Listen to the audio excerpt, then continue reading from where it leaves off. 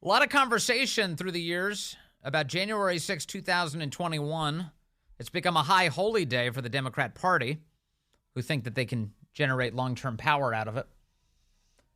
And they talk extensively about what they refer to as an insurrection, but they don't talk very much, if at all, about the existence of two apparent pipe bombs left outside of the respective party headquarters on the evening of January 5th, and then discovered nearly 17 hours later during the day on January 6th while Kamala Harris was inside of the DNC, the vice president-elect who has Secret Service protection, whose Secret Service should have swept the area for suspicious packages well before her arrival. It's led to a lot more questions than answers. In fact, we don't even have a suspect in custody. The FBI claims they're still looking for him. For more on this, I want to bring in a guest who's following the details really closely, including all of the newest things that we're learning. Kyle Seraphin is here. He's a former FBI agent, host of the Kyle Seraphin Podcast on Rumble as well. Kyle, always good to talk to you. Thank you, sir. Hey, Vince. Good to talk to you as well. I'm following in with some interest, a lot of interest, the reporting of both Darren Beatty as well as the findings of Congressman Thomas Massie, who was on the House Judiciary Committee, and he's been sharing some of his transcribed interview with a man called Stephen D'Antuono. Am I saying that? How do you say his last name? D'Antuono. D'Antuono. Yep. I should probably know how to say that. It sounds Italian. Former FBI assistant director in charge of the D.C. field office. And what strikes me about the conversation that these two men had in June of last year is that this important FBI official seems to know almost nothing about the pipe bomb saga. And if I was in his position, wouldn't you know like literally everything about that? It seems like one of the most important cases in his entire career. You would think that. I think there's something about the FBI senior executives that they love not knowing anything because it gives them that plausible deniability.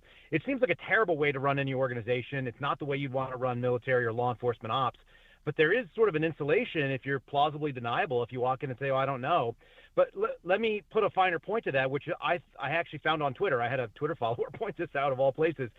And he said, why is it that Steve D'Antuono knows what Kyle Seraphin is saying in the media about this, but doesn't know what his own agents are investigating? Good question. That actually might be the single most damning thing that I've read, at least in the last 48 hours. Yeah, so a couple things stand out to me from this past week about those pipe bombs. One of them is I saw people were making comparisons that the bombs that were found, again, we're referring to them as bombs. They look like bombs. That were found. Yep. It consisted of metal pipes with end caps on them and a kitchen timer that only runs for an hour. It was discovered 17 hours later. So one, that tells you quite a bit about the likeliness that it would explode if it doesn't even have a timer that would go that long. And two, that these devices look, is this right, exactly like the devices that are used in FBI bomb training? It's kind of generalized IED or improvised explosive device training that people see, whether you're in the military or you're in law enforcement. A lot of people use this type of sort of basic, pipe bomb construction to either train dogs or to train people to look at them. People see very similar things like that going through basic training in the military because that's always been a big threat overseas, people being able to, improvise types of explosives. So, yeah, I mean, it looks a lot like whether they be FBI or anyone else. They look a lot like training materials to which I recall at the time, because my surveillance team out of D.C. was actually assigned to go and find the so-called pipe bomber. And the first thing you want to know is, were the pipe bombs viable? Were they potentially explosive? Because that changes the way that you're going to follow the subject. That's an officer safety issue that we asked right up front. And the kind of unofficial word that we had at the time was looked very bomb-like. And I think you've accurately described it, pipe bomb with, wires and going into an end cap and all that. But look very bomb-like is very different than actual explosive device. Yes. And then some of the stuff we're seeing Darren reveal, and also we would be remiss if we didn't talk about Steve Baker, who's been reviewing tons and tons of this footage. It's pretty obvious that they actually were very bomb-like. They didn't actually have explosives. They didn't blow up. And when they detonated them in place, that wasn't the case. So help me understand how these things were found in the first place. They were spotted, we now know, by a plainclothes Capitol Police officer who ended up walking over to a Metropolitan Police vehicle, speaking to the men inside the cruiser, and then going over next to the Secret Service vehicle that was sitting next to them because they were at the DNC headquarters, parked outside because of Kamala Harris, and then everyone very slowly eventually gets out of the car. They don't look like they're in any rush whatsoever. And then one of the officers takes a picture of, is it the device or is it inside of a bag? What was the position of this thing? Yeah, it was a picture of the device, and that's the famous picture that people are familiar with seeing on social media and in a lot of media coverage.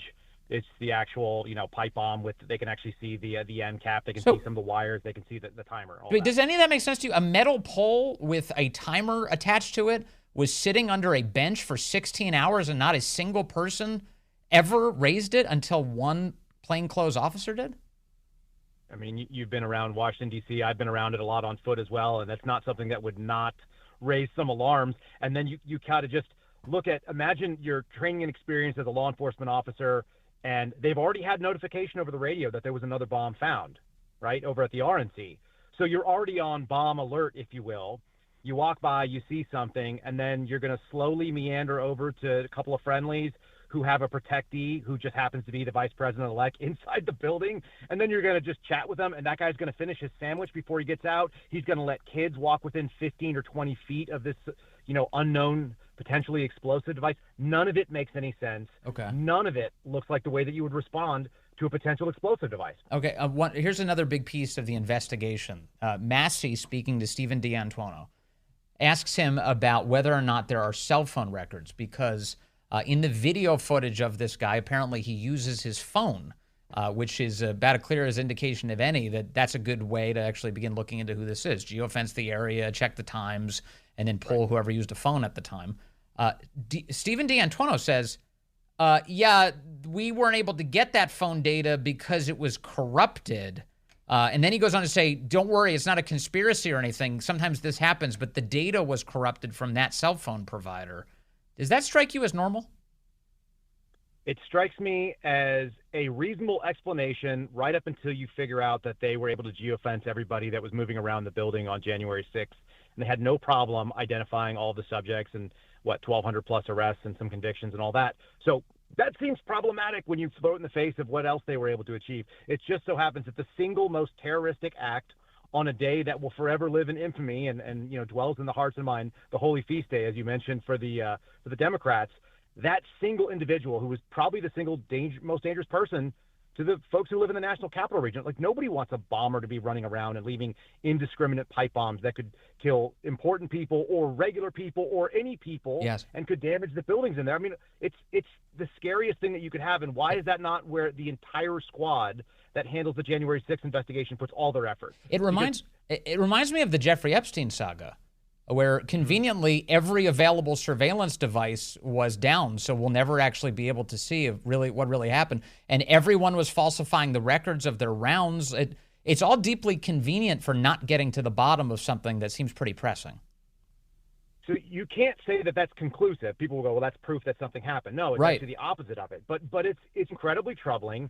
And either we have this very, very convenient and inconvenient for people who want the truth scenario where all this important records are not retrievable, or something deeper is going on. Both are possible. Yes. We have to leave our mind open to it. But when you have a lot of these things start stacking up, and we already have this massive distrust that has been built up in the last probably 4 or 5 years against all the institutions that used to be able to say, just trust us. Yep. And we don't do that anymore. And so now there's nothing there for us to back it up. So it leads people to think the worst. Now, let me go to the opposite side of this for just a moment, because in all of these things, I do want to think through all of the possible scenarios. So I will now what they refer to as steelman the case a little bit, which is that the guys who are sitting in a police cruiser who don't seem to respond with any quickness to the apparent bomb, my guess is that if there was a conspiracy of some kind, that they wouldn't be in on it. Like, if you were planning a conspiracy like this, you wouldn't tell every rank and file cop that it's a fake bomb. You would try to probably keep that to a smaller group of people than to just tell everybody. So my impression is, I don't actually know why they were meandering, but my impression is that they weren't told in advance that's a fake bomb. Well, then you have to wonder why they took so long to set up a safety perimeter, which they didn't really do. Yeah. Why it took so long to get people evacuated out of the area. You've got to protect a high-value, target inside the building. So why was she not secured and moved immediately? And the other problem is they did it the right way over at the RNC. they did it the wrong way at the DNC. So did they have the information that the bombs looked bomb-like but inert? Yeah. And how would you know that? I mean, you couldn't operate that way. I don't know what the minimum safe is for a bomb that size, but my recollection is something like 300 feet would be the minimum you'd start. So the fact that they weren't shutting down blocks away and keeping little kids from walking, even if it is have a timer that's only set for an hour and, theoretically goes up, you don't know when it was put there, right. Number one, if you're just observing it. And number two, you don't know how stable or, unstable the device is, whether or not it's got a short and maybe a stiff breeze blows it and suddenly your electrical connection goes and now it's going to go off. So all of the possibilities exist that you would have to treat it as real until proven otherwise, which is what you would do. That's why they actually brought in a robot and some of the other stuff. We're going to see a lot more of this develop because this footage has been obtained by the Blaze. So right. People should kind of hold on to their hats. I think a lot of this narrative from January 6th is about to get blown up, not to mix metaphors. I hope we get the answers here. So Kyle Seraphin, is it your view, having been so close to this, were these bombs operable? Meaning, were they actually in any way a threat to people?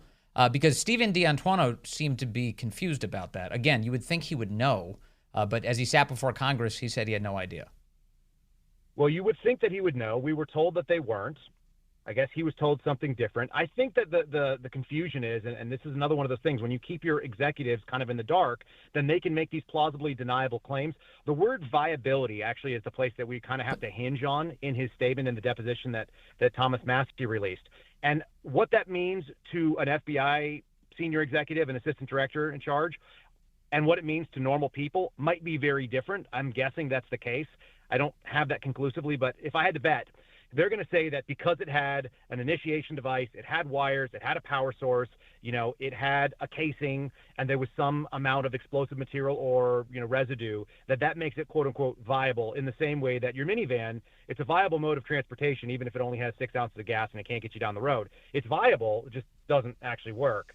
That might be kind of the way that they hinge on it. I'm guessing there's some kind of trickery being played because they love to play games with language. So yes. They're never technically lying, but they're never telling us the truth, and that's kind of gross. So to make sure I understand, you were involved in investigating this at the outset, trying to track who dropped those bombs in those locations, correct? Yeah, there were a bunch of people that were involved from Washington Field. My little piece of the pie was that I worked on a surveillance team in the area, and we were tasked with running down a person of interest who was given us as a pretty credible lead that we were going to do what's called pattern of life. So watch the front door, find out comings and goings, and so on and so forth. And that individual I've never seen pop back up again. There's some investigative reporters that have kind of dug into it, and they've come up with nothing particularly interesting. Whether that was a mistake, whether somebody did some bad investigations that gave us bad intel, always possible. Yep. But the fact of the matter was our team got pulled off that. We got put on January 6th leads that came in from like Facebook and other people that were just reporting their neighbors because they didn't like them for being Republicans. And we never touched that again. And I've talked to my buddies that were still on the team. They've never been retasked onto the pipe bomb case since that first week or so after January 6th. Who took the pipe bomb really case? Strange. Do you know who took over the pipe bomb case? Well, not to get too conspiratorial about it because this will get people really strange, but the initial group that actually inherited that case at Washington Field was a group called CI-14, Counterintelligence 14, who incidentally also were the ones responsible for the search warrant at Mar-a-Lago. I don't know if that's just coincidence or if they were just overloaded with January 6th stuff, but that seems really strange. And more importantly, they were a counterintelligence group. They weren't a counterterrorism team, so they didn't do manhunts and they didn't do investigations into explosives. So all that seemed really weird at the time, but yes. It was, it's kind of a wild time for those of us who were there. But Stephen D'Antuono wasn't his prior job involved with coming up with the fake Fednapping of Gretchen Whitmer, that he manufactured a conspiracy to kidnap the sitting governor of Michigan to make it look like that Trump supporters were a grave threat to the country? I'm nodding along with you. Yeah, to be fair with him, he was the special agent in charge of the Detroit field office, which had that investigation. Whether he wasn't the lead guy on it, obviously they would have had a case agent, much lower level. But in theory, the bucks would stop with the top executive of that field office, and that was him. And then then he was recruited over, and suddenly now he finds himself, driving the train of the January 6th investigations. Yes. Quite interesting. All of it is, like I said, you can't say that any of these things are conclusively true, but it does look weird. It doesn't feel good when you're on the outside looking into it. No. And I haven't felt any better about it over the last couple of years, being on the inside and the outside. Finally, just a political question. This is just about Kamala Harris and what happened there. So Kamala Harris was in the DNC. They say eventually they evacuated her out in the midst of all of this. They took her out of the building. How come Kamala Harris, in your view, has never mentioned this? It was Darren Beatty who's raised this. I think it's a smart point. Kamala Harris, who would exploit literally a window being open and changing the temperature in the room and accuse it of racism, she has never once talked about this in public to her political advantage. She's never said, oh, they tried to kill me on January 6th. I almost died. There was a bomb near me. I mean, AOC would leap all over that talking point. Why hasn't Kamala Harris? It's an ongoing question. I think we only have speculations. My buddy Dan Bongino thinks it's kind of the Plan B option that didn't materialize because people actually went into the White House, or into the Capitol rather. Yeah. So that was a possibility that could be exploited. The other question is how come this Capitol police officer who heroically spotted this bomb and brought it to everyone's attention has not been paraded out in front of us and given awards and things like that? Amazing. So that's also kind of suspect. My buddies and I kind of always look, whenever you're the guy who's the front man for heroic action, you'd expect at least a little bit of recognition, maybe a little trophy or something. And that never happened either. So we have far more questions. And like I said, this should have been the single biggest focus for Washington's field office. The WFO folks should have been handling this as the number one threat to the area, because an indiscriminate pipe bomber, that's scary to everybody. It doesn't matter about political party or anything else. You know, moms and strollers should be worried about that. You're totally right. You're Yeah, totally right. A Capitol police officer who saved the day, found the bombs, never even mentioned in public, never given honors for that. Meanwhile, Michael Byrd, who murders Ashley Babbitt, becomes a hero of the left. It is wild. Thank you very much for helping us try to make some sense of all of it. Kyle Seraphin, former FBI agent, host of the Kyle Seraphin Podcast. Good to talk to you today, sir.